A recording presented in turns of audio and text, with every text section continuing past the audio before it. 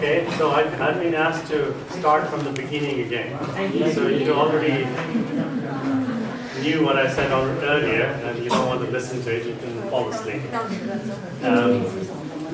Okay, so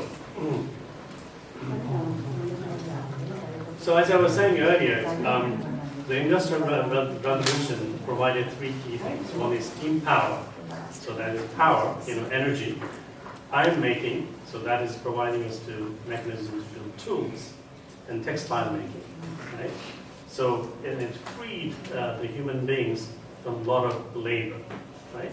Because otherwise they were spending a lot of time doing their daily chores. So it resulted in mass production, cheaper costs, faster travel. And actually it gave us time to actually educate ourselves. And that's an important time point in the human history. And then we had the internet and computing revolution. And what that did was that a lot of the work that we did using pen and paper that we still do in Nepal, writing everything in the books. Now we don't need to do that anymore. We don't need to go to the shop to buy our flight tickets. You don't need to even go to the bank anymore to do checkbooks, etc. And we can do all of that electronically. So everywhere where information was needed and a mechanism to encode that information in some of pen and paper can now be computerized. Right? So that is a shift to electronic transfer of information and removal of paperwork. So that is the revolution that we're currently still going through.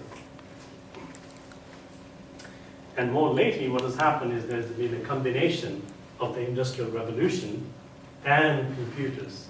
And that brought us robots, manufacturing robots, for example, which can be reconfigured easily to produce any kind of goods. But the key point observation is that these robots are dumb, in that once you're programmed in, it can only do the same task repeatedly. It's not flexible. It doesn't have any intelligence. Despite the word robot, they are not really robots. Okay? And I mentioned to you that AI is the new frontier. And the idea is, the main goal of AI is to build intelligent machines. And a lot of what we study in AI is actually about human intelligence.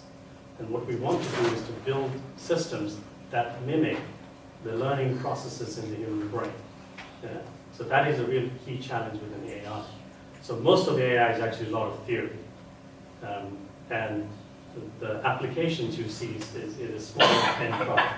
So most of the research I do is involve a lot of equations most of the time. Okay? But the area I work is in computational linguistics. It has to do with language, language. So it's actually quite difficult for somebody from the outside to see the connection between language, grammar, and mathematics. So the sub-areas within AI are machine vision, which is to build algorithms to automatically recognize objects. So a lot of the current work right now in machine vision has to do, for example, with automatically generating descriptions based on the picture. So for example, you might have a picture of somebody going on a boat. So you present that to the system, and the system will say, there are two people on a boat, and it will generate that automatically.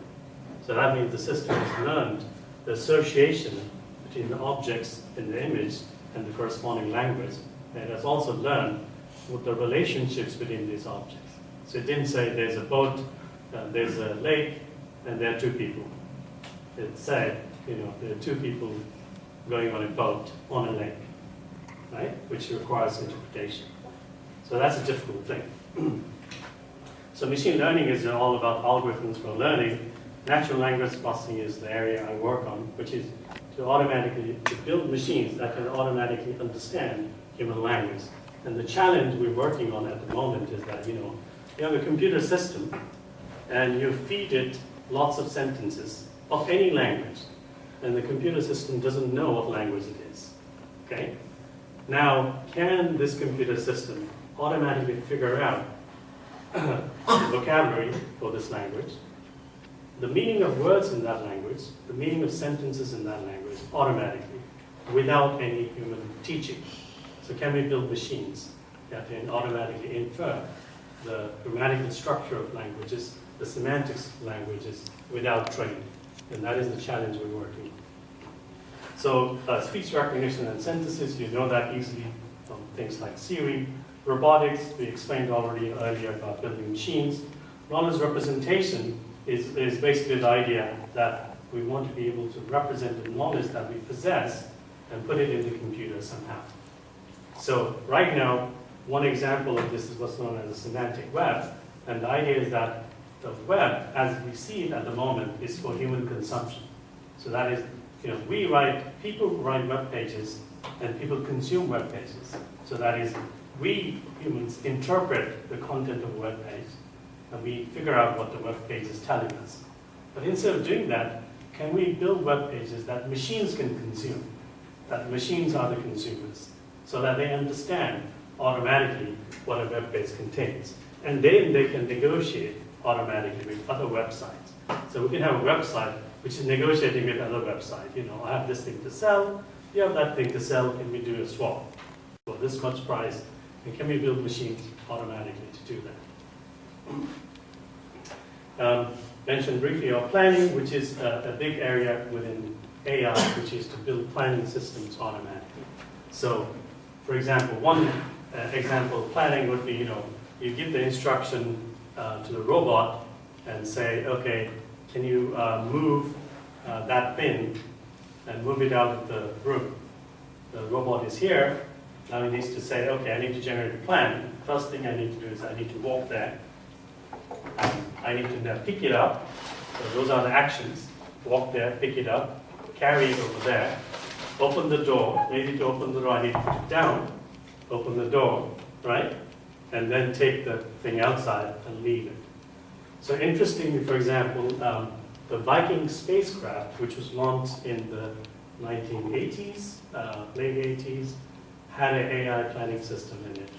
And one of the things it did automatically was to shut down some of the systems when the battery power went low. Okay? So the planner automatically recognized that because the battery systems was failing, it had to now switch off certain things, whereas while keeping the mission still viable and active. Okay? And the planning system computed the things it needed to do to make sure that the system survived, that the spacecraft survived.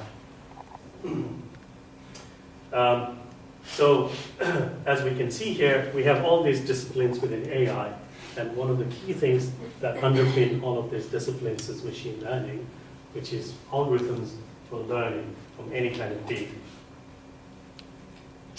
So, mentioned earlier that a key example of computer vision is number plate recognition, which is deployed very extensively in the UK. So like, for example, all police vehicles which have a camera nowadays have automated number plate recognition, which is integrated with the police database. So that means if there's a stolen car and there's a police car, the police doesn't need to do anything.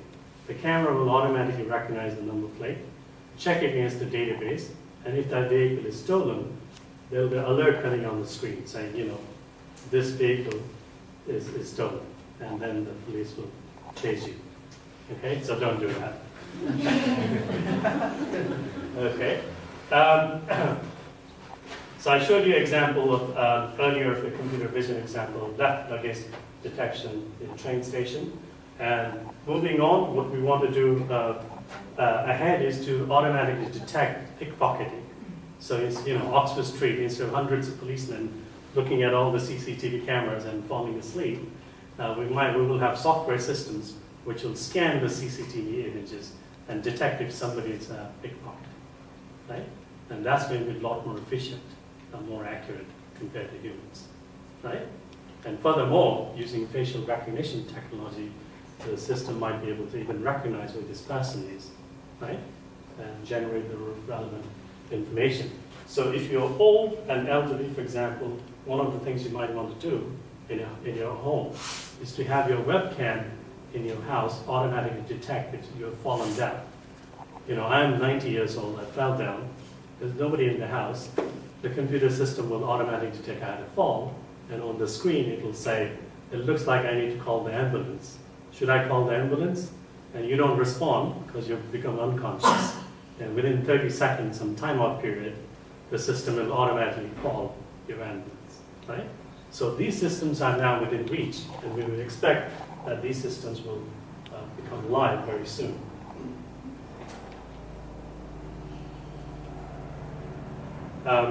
So I mentioned earlier about speech recognition. And there's a lot of work now going on driverless cars.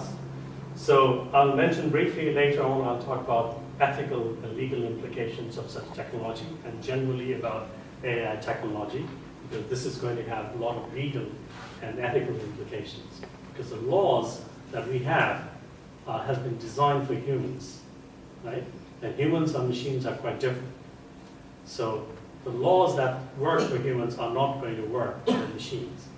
And there's an issue about who's to blame. So, so there was a good example a few months ago. A Google driverless car was stopped by the police because it was driving slowly. And the car actually stopped when the police siren, when the car heard the police. And then the policeman tried to go there and issue a ticket because it was going too slowly, and realized that there was no driver, there was nobody in the car. Okay? So now, what should the police do?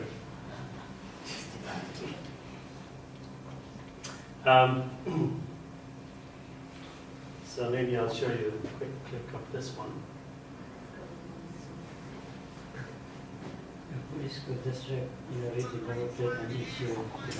So this is a driverless car, which is an Audi RS7 driving in the Hockenheim circuit in Germany.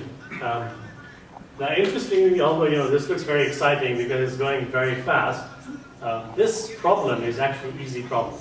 And the reason this problem is easy is because there's no traffic. There's no traffic lights. There's no police car chasing you. Okay?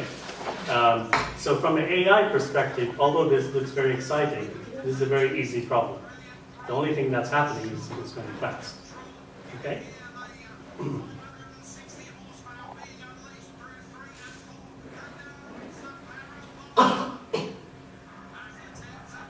So apparently this car reached 121 miles per hour and it was still okay.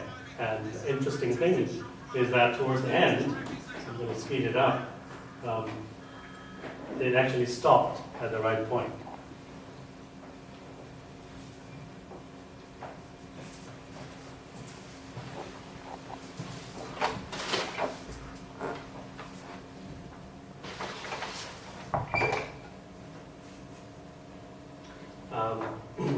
So yeah, just to touch briefly, so some of the key benefits of such a driverless car is that one, it's faster, because better controls means the car is actually able to go at higher speed. So, so you can actually have smoother, high-density traffic. So if all the cars are driverless, then actually the cars can be a lot closer to each other. So that means the number of cars you can pack in a given street will be higher. And also, for example, you can have a single car for a household instead of having two cars. If you don't need to go to work at the same time, the car can drop your husband first, come back, and then take you, right? So you just need one car that way.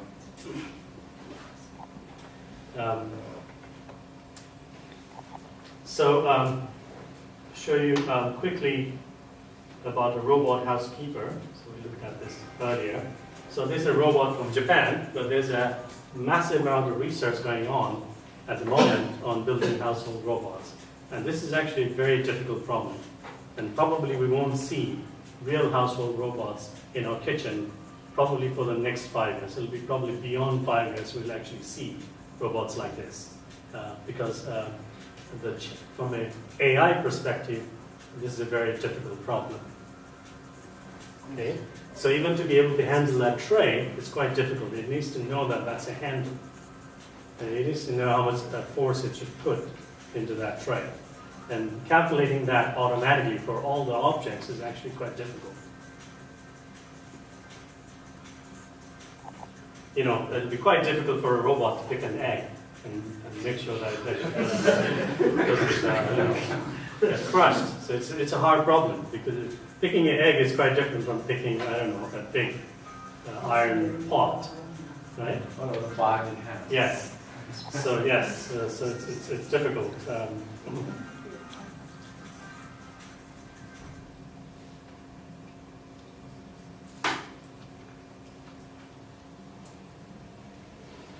We realize that wheel robots are actually inappropriate for most situations. So in a household, a wheel robot is completely useless. You know, if you have stairs, a wheel robot is useless. So you actually need bipedal or legged robots.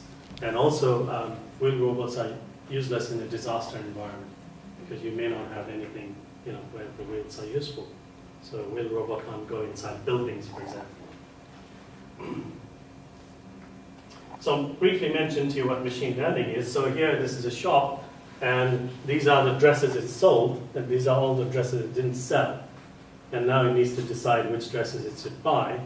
And the machine learning algorithm, what it's going to say is that, okay, I'm going to now guess that, if I put an ellipse of some sort of shape here, another shape here, and then I can say that everything inside that shape is going to be sold, and everything outside that shape is not going to be sold, right?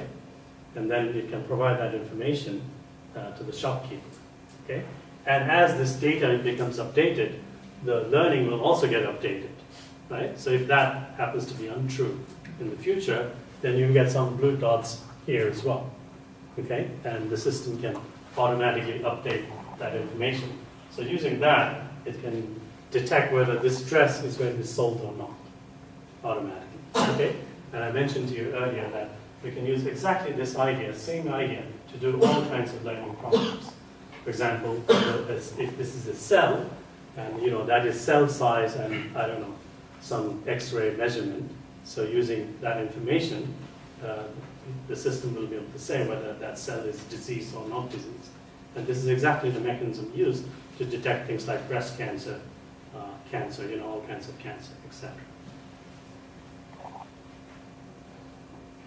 And so natural language processing is what I work on. So the key goal of natural language understanding is to understand the meaning of sentences automatically without human training. So just by lots of sentences, the system has to automatically learn what the sentence means. Well, that's a difficult problem, okay? And it is one of the hardest problems within AI. And one of the sub-problems is what's known as named entity recognition. So that is because proper names, the names of things, are ambiguous in language. And for names of things, so proper names, you cannot generate a dictionary.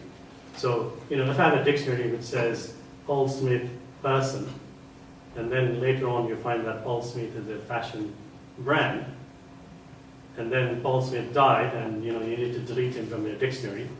So it's completely useless to have a dictionary of names, because names are completely ambiguous, right? So if I have London, well, is that a city in the UK, or is that some city in the US? Okay, in the US there are tens of cities called London, right? So how do we automatically figure out what a name means? It can be a name of an organization, it could be a location, it could be a drug, it could be anything.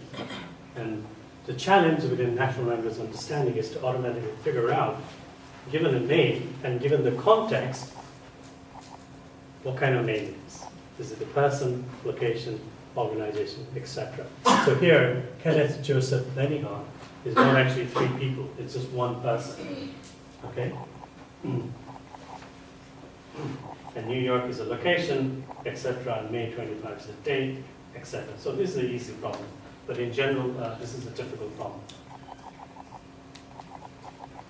And one of the things we want to do in language understanding is to be able to say automatically how related in meaning are two different things. So we can say, if I have a word like bad, we can construct this kind of semantic distance which says that other words such as defective, insecure, unsound, etc., tough, are very similar to bad. And other words such as great, sound, are not very similar to bad. Okay? And a natural language understanding system can use that information automatically to calculate the meaning of sentences, and also to be able to say how similar in meaning one sentence is to another sentence. And this information is crucial if you're going to build robots to process human language. So that gives you some idea of how machines process human language.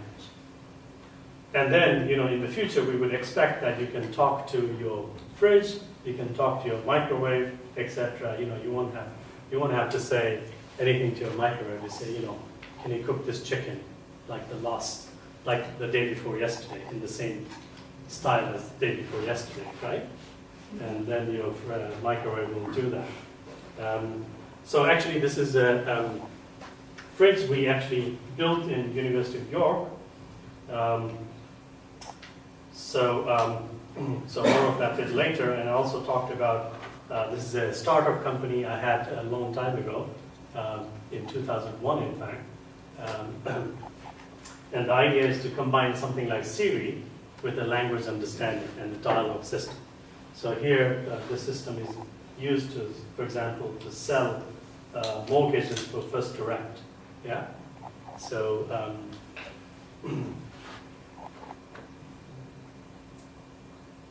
so this is the fridge in University of York, and the fridge knows what's inside it. And it can say, for example, your bacon has gone off, your cheddar has gone off, your eggs have gone off, and you shouldn't eat that, put it in the bin, and you need to buy some more of those. Okay? And based on what you eat, because the fridge knows what you've been eating, it can predict, it should generate automatically a shopping list and say, next week, this is what you need to buy, and do you want me to order it automatically? And then it'll, go to Tesco or whatever, online shopping, and it'll order it automatically for you, right?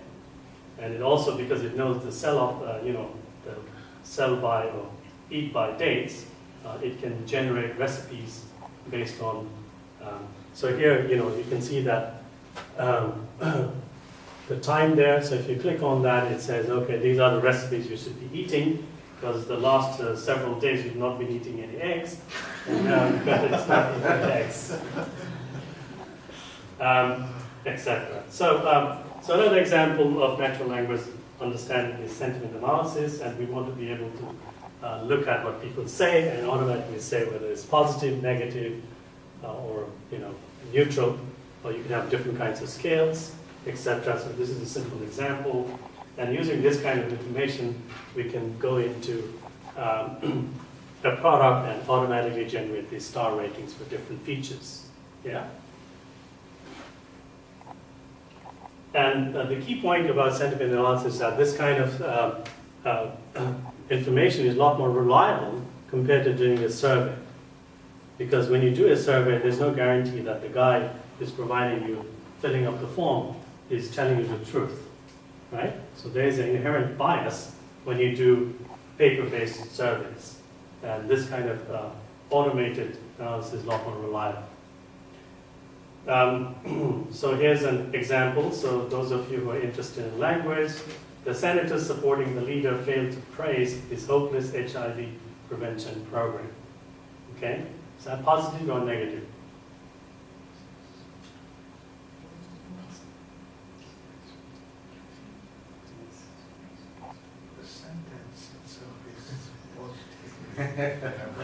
Sense is negative.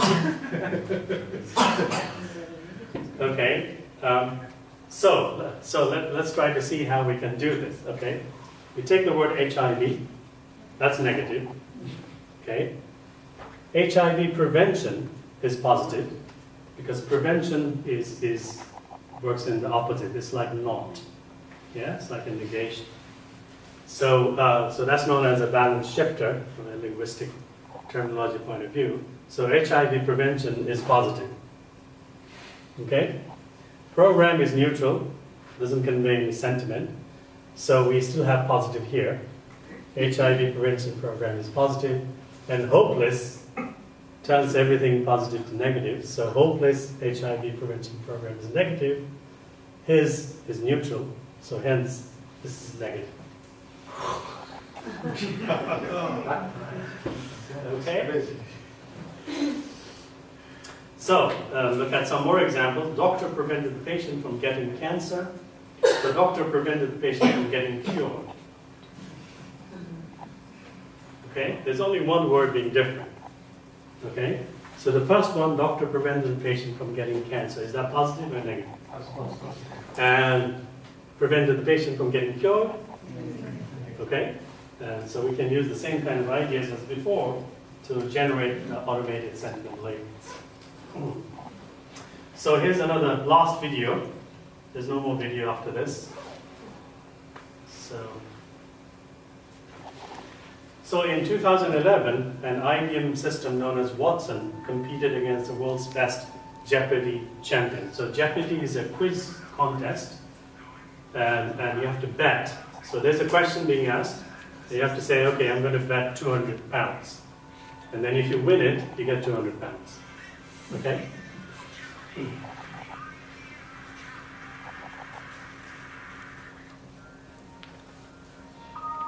Brad, if you're ready, make your first choice. Let's take alternate meanings for 200, Alex. Four-letter word for a vantage point or a belief. Brad, What is a view? yes. After the first clue of the game, which Brad won, I had just this horrible feeling at that moment that he was as good as everyone said he was, and he was just going to run the whole board on us. Watson, What is Jew? you were right. We actually took the lead. We were ahead of them, but then we started getting some questions wrong. Watson? What is leg? No, I'm sorry, I can't accept that. What is 1920s? No, What is G? no, sorry. Brad, What is class? class, you got it. Watson, What is Sauron? Sauron is right, and that puts you into a tie for the lead with Brad. The double jeopardy round of the first game I thought was phenomenal. What's on a terror?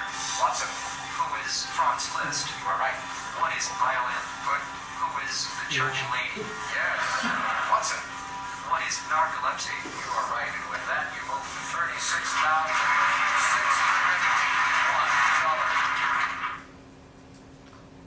The risk was Ken gets a daily double, bets big, gets it right, he's going to be well ahead. And then with that kind of lead going to Final Jeopardy, if he bets enough, he could end up winning the match. Ken, What's a committee? We gotta find that last daily double. We gotta find that last daily double. It was a crucial moment in the game. There was still a daily double on the board, and it was starting to become pretty clear that it was in the legal ease category. Let's go to legal ease for 1200. Watson, What is executor? right. Same category, 1600. Answer. That was the moment when I knew it's over. The category is 19th century novelists. What Watson wants to do then is preserve the lead, not take a big risk, especially with Final Jeopardy, because just like for humans, Final Jeopardy is hard for Watson. And we've under Watson. Who is Brad? Hello, 17,970. We had a two-day total of 77,100. I would have thought that technology like this was years away, but it's here now. I have the bruised ego to prove it. My past Jeopardy experiences have been great, but they weren't really weighty with this kind of technological, philosophical importance. I think we saw something important today. Didn't really think very much about the implications until later. Right, I'm gonna stop Wait a this. second. This is This is basically like a lot of the things that we thought the humans were good at so far. Now slowly the machines are getting better and better. Right? So, so that really raises a lot of interesting questions for us in terms of, how the future is going to look and what are the things that humans should be doing. Okay? So one of the things that computers are not good at, and probably won't be good at for a long time to come, is computers are not that creative at this point in time. Computers can't really understand jokes at this point in time. There are a lot of people who've done big research in jokes, and it can generate jokes using some kind of rules, but it doesn't really understand jokes intrinsically. Okay? So there are a lot of things computers are not good at, but in terms of what it's good at, computers are getting better and better. So one of the things we would expect, for example, is household robots. I talked about that example. So what we want in a household robot is natural. So you can think of driverless car, think of Siri. Okay, you have Siri on your phone, you have driverless car. Put them together on a household robot. Okay, so now the robot can talk to you and move around in the household. Okay, give it some arms, and it's able to grab an egg, then you're kind of there. Okay, and so that's where we try to get there. And now robots are getting better and better to learn from humans. So your robot can use its cameras, watch a human cook, and try to copy those movements automatically. So now I want to, so that's kind of completes what is AI and where we are. So I want to talk about why we think, or I think, AI is going to revolutionize or bring the next revolution. And how can businesses benefit from using AI technology? So right now, what do we see in the workplace? Yeah, this is your typical workplace, most places. Instead of pen and paper, now you have computers. Okay, that's the only difference. Okay, so now whether you are doing nursing or you're in a flight, travel agent, etc., or you're a web developer, it doesn't matter. You have lots of desks and lots of computers, a lot of people still. Okay, what we expect to see is that a lot of these people are going to be replaced by an AI system. Okay, and we won't need those people anymore because that is still manual labor using a computer. Okay, not manual in the sense of having to carry water, but still manual in terms of having to use a machine.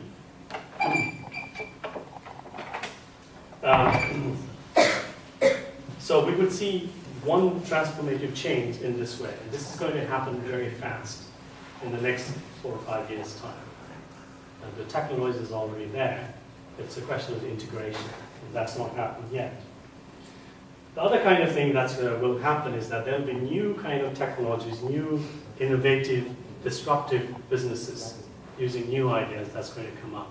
So somebody's going to, some bright kid here, 20-year-old kid, I mean, is going to come up with a new idea, says, oh, cool, he's going to say, oh, I can use this AI technology and build something cool, right? So here's an example. So this is, there are a lot of websites now where you can choose a dress and you can upload your photo. It'll show you how you're going to look in your dress. Okay? So that's some bright kid like him who thought about that idea and just put together all the pieces. So I think the point I want to convey is that doing this kind of work is not doesn't require you to be an expert in AI because all the software is all there. It's a question of integration, right? So if you know how to integrate the different pieces, then you can build this type of businesses. So now, so there's lots of opportunities from that point. So, and we're going to see this kind of change in all the different industries. So for example, I'm currently working with one of the biggest insurance companies in the UK at the moment. And what I found shocking and surprising is that the insurance industry still uses statistical methods from the 60s to do insurance cost modeling. So that was pretty shocking for me. And they have, the insurance industry is very conservative. It's not they don't easily move to new technologies or new modeling methods. But with the use of AI technology, they can make massive savings, and generate better, more accurate modeling of insurance costs. So here's what the KPMG guy says. It can say that the only other certainty is that those that remain on the sidelines, and so those who are hedging their bets and say, okay, I'm not going to use AI because I'm going to wait until he uses AI in the insurance industry, and if he makes a lot of money, I'm going to then put money into AI. Well, then I'm going to go bust. So that's definite conclusion. And this kind of change is going to happen very rapidly in the next few years to come. So the other thing, for example, AI within the legal domain. So the Wall Street Journal reported back in October last year that Microsoft planned to buy this company for $200 million. And this company has a court-approved machine learning platform for the legal industry. We're making this acquisition to tackle the legal and compliance challenges inherent in managing large quantities of email and document. Okay? So the legal cases are becoming very, very complicated these days because a lot of the information needed for your legal case involves emails, and it might involve hundreds of emails, a lot of electronic documents.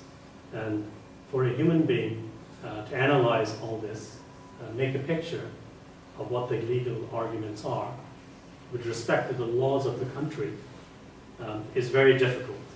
So we need automated systems which can look at the law of the country, understand the contents of documents, and say, okay, this thing in this document violates this law in this country.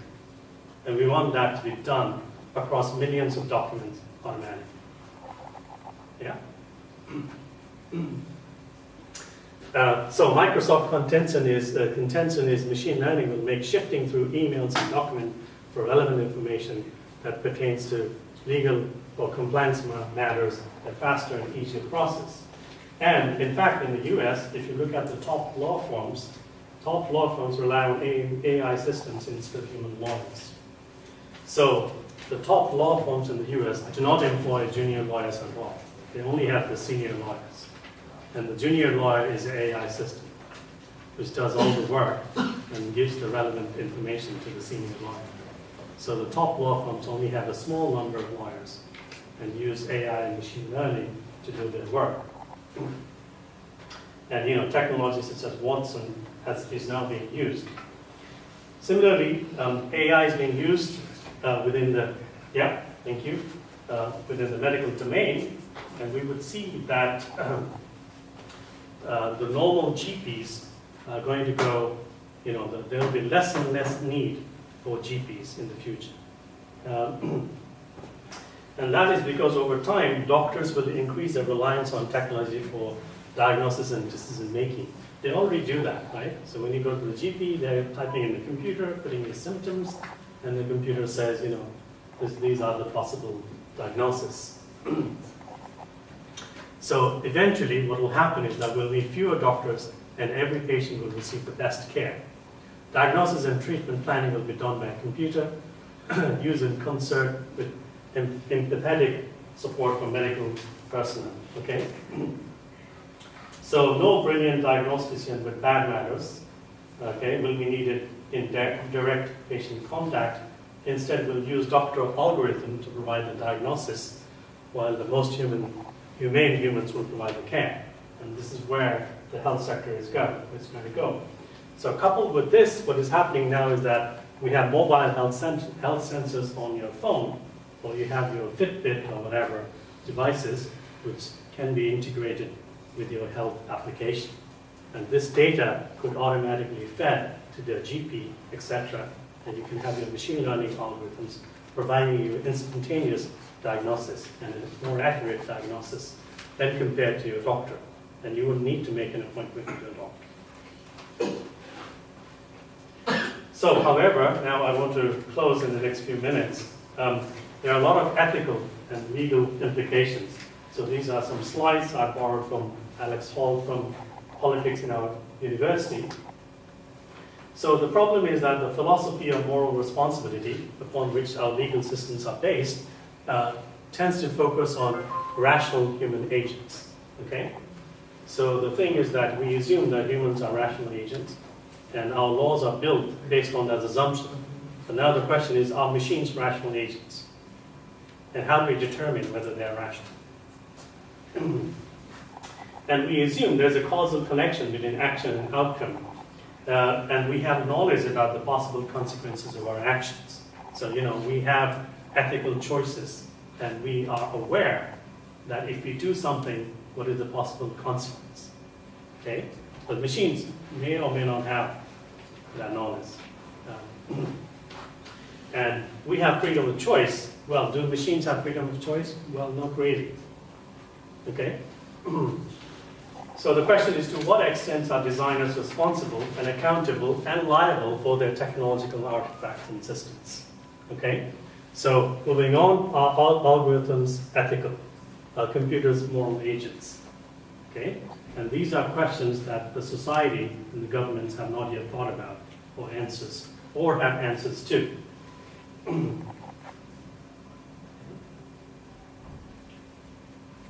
So, just to summarize, AI is coming faster than we realize. AI will have a transformative effect in our society, and there are plenty of legal and ethical implications. AI technology will be available at almost no cost or very low cost, and AI has the potential to provide new avenues for making a generational jump to the 21st century.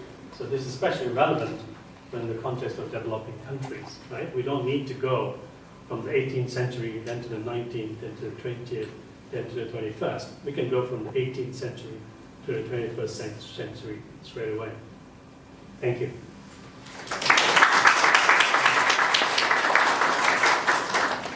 I was very, I want to say, eye-opener for so many things. Yeah. Okay, so if you got any questions, well, I think we'll take a couple of questions. Yeah. Okay.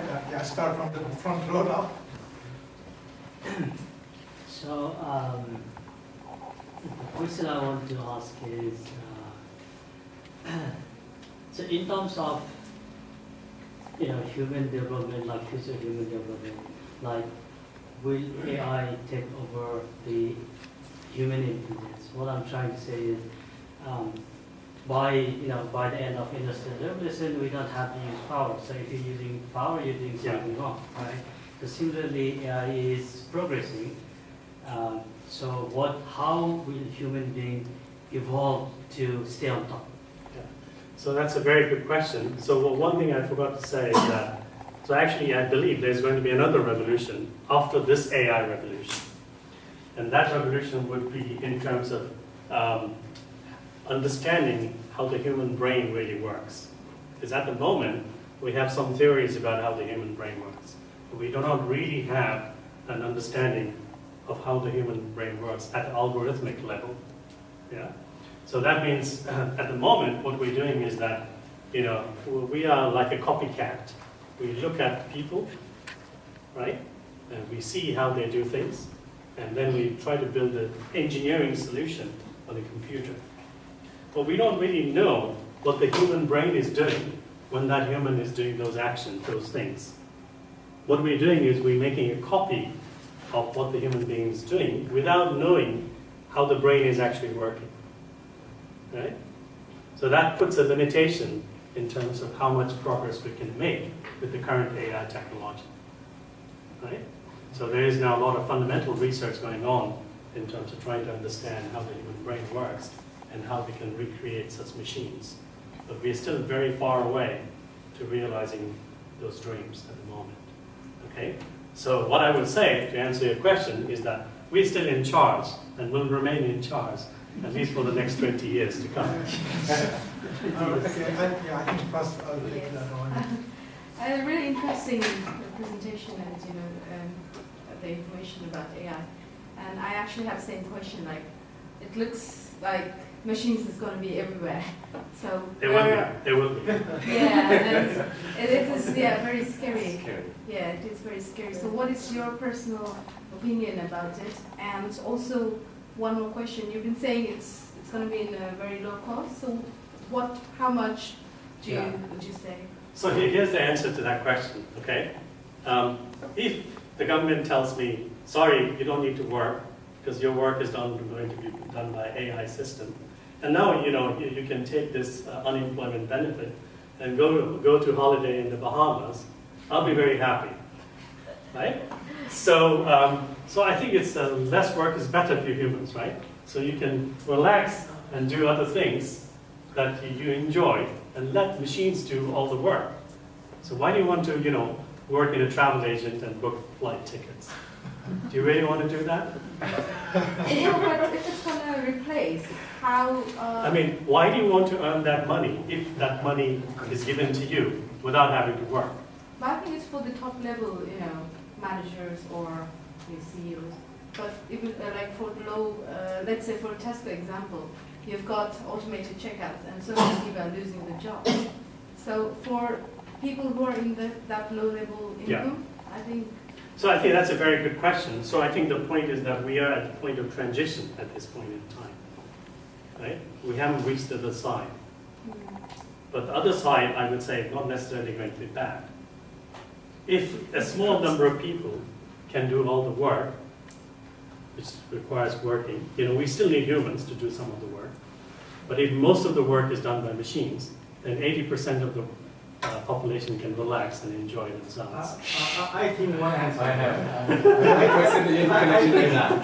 Okay. Well, just to finish it off, I think the point I want to make is that, the point I want to say is that I do not know the answer to your question really, but that's one of my hypotheses. Lucy, excuse me, I think Lucy is just worried as a young person. Yeah. I would like to know that because when I was like her age and this computer came, and I used to use computer in my one finger at the time. And all the workers started saying, okay, now the computer is there. All of us will have no job now. We don't have to do any job. The computer will do it. But now it's 30 years now. There are still computers, and there are still workers. That's right. So don't worry, Lucy. Just This time will be different, I guess.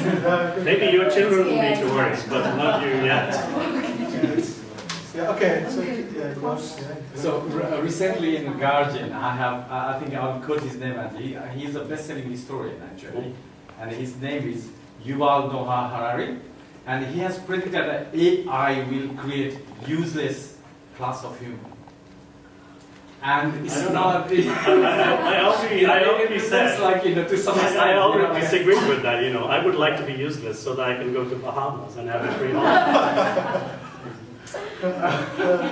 All right, okay. I think you had some... I think so the answer of one of the CEOs asking you, and I have one answer for her. Oh yeah, good. Even better. That means mass of conservation, like, energy transfer one form to another form. Yeah, Same thing like that. If people are working in computer systems, and all the new kids will more concentrate on how to compete themselves to work in that place, like Asta removing the checkout, self-check. Asta removing the, self. Now they introduce the self-checkout. Yeah. Means they are the people who create that machine. Yeah. More people are working on how to create the machines.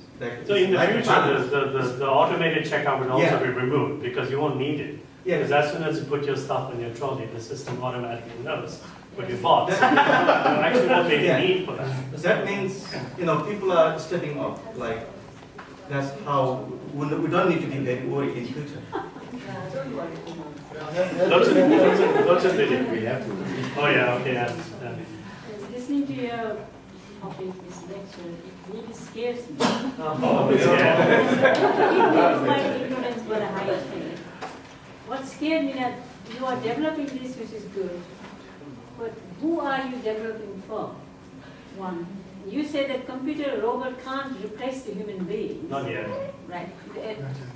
So why is that we are doing and spending so much of energy if the computer robot can't replace the human beings? Okay, you said something about that you can go to the Bahamas. Yes, you can. But there are so many people who will be unemployed. I'm sorry, this is negative. Yeah. So many people. I think this is a very important societal question for which I do not have a proper answer.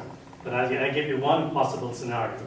So I think but I think the point is that I'm myself interested as a scientist, interested in the learning processes in the human brain and how we can simulate those learning processes in a computer. So that's my interest, right? Yeah. And even if I stop working today, there'll be another 1,000 people like me doing the work. So stopping me is not going to help anyone. We don't want to stop it, yeah, okay. Oh, Yeah, something okay, to yeah, add something there. to- Yes. Just a quick comment and then a proper question. The comment is like, people being afraid after this lecture, and this is your day-to-day business. You make so many people scared of you. That's understandable. No, I'm really sorry if I gave you that impression. That is not my impression. That's not my intention. When the Industrial Revolution happened, yeah, we had the same debate. Yeah, we had the same debate. That's a very good point. Every revolution. Yeah. You need to make a machine as well. So Yeah. Instead, we're carrying the computer. When computers came, we were afraid. Now we're carrying computers in our pocket. Exactly. It's a part of our life. Yeah. It's still working, right? Okay, the proper question now is, Dr. Manandhar, sorry, you've written so many papers on NLP, right? I've seen so many papers you've currently written in these, like, for more than a decade. And you are also besides English, you're so well versed in Nepal Bhasha and Nepali. If you could illustrate with any, like, one or two examples that you have come across in the past, which makes you think like, oh, this problem, this NLP problem, doesn't exist in English, but exists in Nepal Bhasha or Nepali. Interesting. I'm not sure I can find an example like that. So here, the reason it's actually quite difficult to find an example like that is because, so why is it possible for human beings to learn a new language quickly? So let's try to think about that question. Okay, so you can pick up Japanese and learn Japanese in 3 months. So what is it about language and the human brain that allows us to learn a new language easily?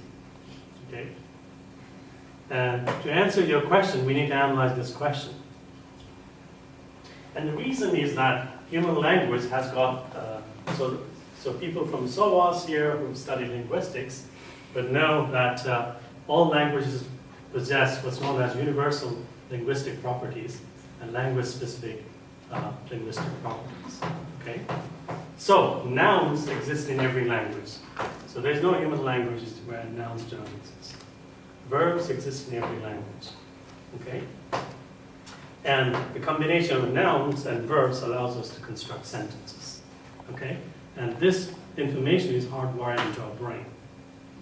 Okay, and so there's what's in linguistics known as compositionality.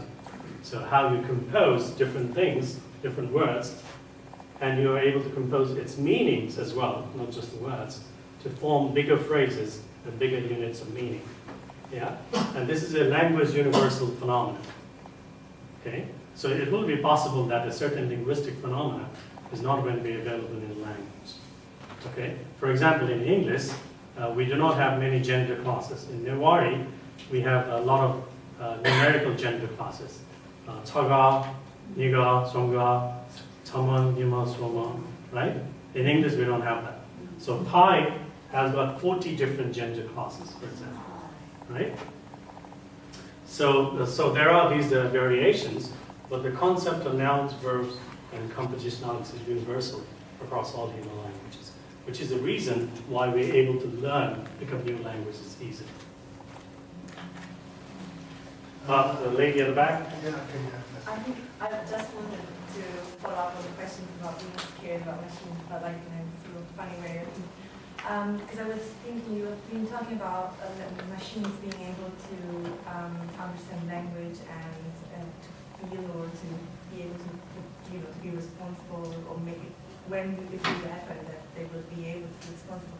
But how about machines being able to understand people's feelings? Yeah. Out of verbal communication. Yeah, For so example, that's you give this example of yeah, so the that's so I was thinking about practical ones.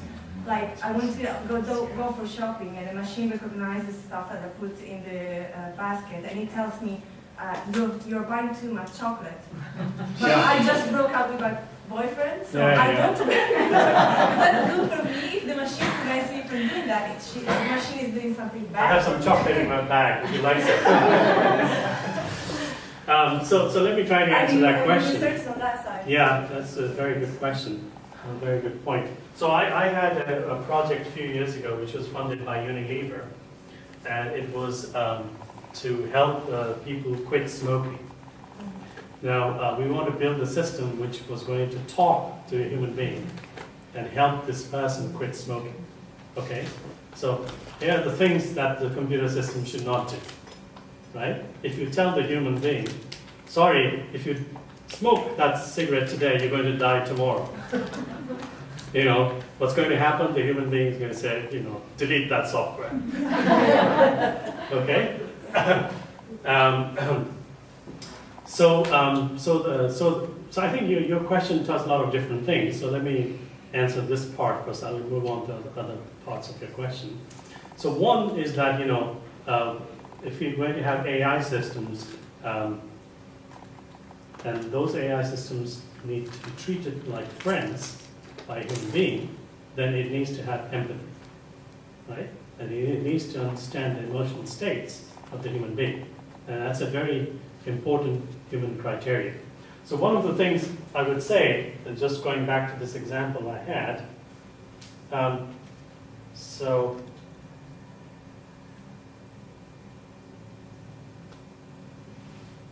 yeah. Ooh.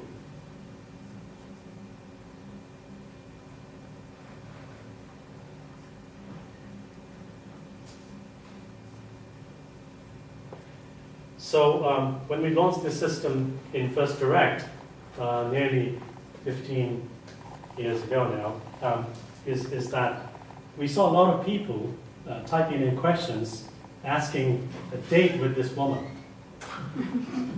Right? So remember this was 2001, before the internet was really even there. We launched this system, and nobody understood what this system was doing. Right? People just didn't understand it. And I had coded all the natural language understanding system in this software. And I was scratching my head to figure out why is people asking for a date with a virtual character. It doesn't make any sense. And the logs were full of it. Like, you know, every day there'll be like 100 people asking for a date with a virtual character. And then after a month of scratching my head, I realized why this was happening. And the reason it was happening was because all the human beings thought that there was a woman behind the back typing the answers. So they were actually looking for a date with this woman who was at the back. But just to answer that point, the point I want to make is that even when you play Donkey Kong or some game, you actually have built an emotional relationship with that virtual thing, right? So subconsciously you have already built an emotional link. And if you have a virtual character which can converse in language, it is bound to happen that you are going to have an emotional link, which makes it very important that the computer system are able to understand and empathize with you, right? So that's a very important point. Yeah, and so we should do that. So anyway, going back to the smoking system we were building, so the way we tackled that system was that we had an AI planning system, and the planning system decided, looking at the responses, it said, I think he's, the human being is very friendly with me. Now I should, say something which is logical, which is something like, maybe you should smoke one less cigarette today, right? Which is a logical thing. On the other hand, if the system detected that the user is getting very emotional, then maybe the system might even say, I think you're very stressed out. Perhaps you should, smoke a cigarette today. And that's all right, right? So the system had two kinds of reasoning modes. One which said, I need to maintain my friendship and empathy.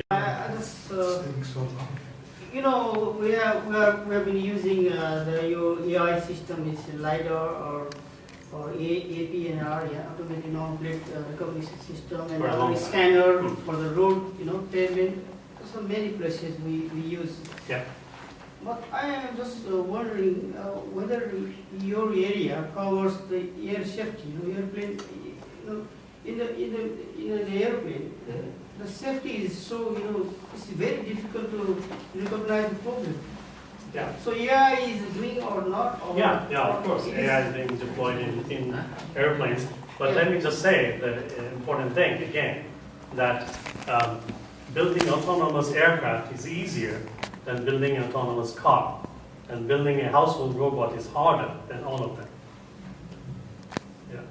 So my other question is whether your AI system will be used by ISIS or some. Yeah. So this is being used everywhere.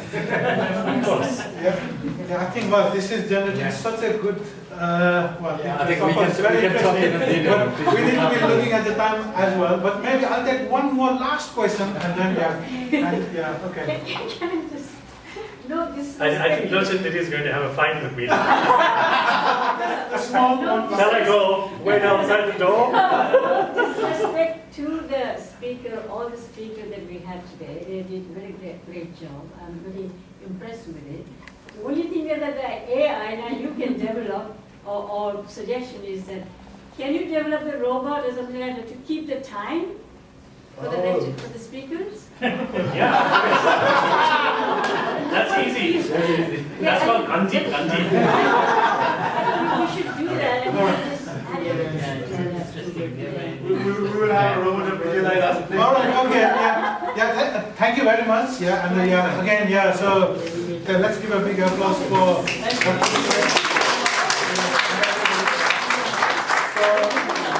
I think, so you can continue with. Thank you. Okay, so I was supposed to give a vote of thanks to everybody, but I'm not taking your own time. But so today all the presenters were very, they gave a very fascinating talk. So let's thank all the presenters.